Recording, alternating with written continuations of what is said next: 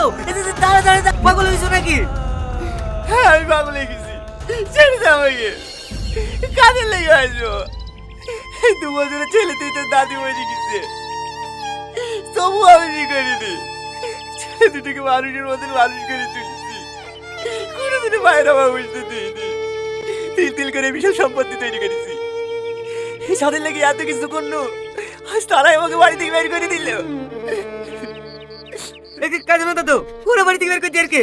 এই যে জমি থেকে আমার বাপের নামে আছে নাকি? সে আমার বাপ তোমাকে বাড়ি থেকে বের করে দেবে? তোমার বাড়ি, তুমি চাইলে ওদেরকে বের করে দিতে পারো।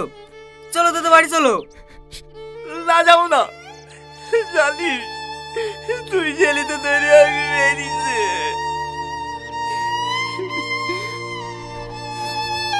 মারবি তো, তুমি শাসন করবে না যে? চলো থানায় চলো, আজ কি জোরবার নামে আপনার নামে কেস করবো।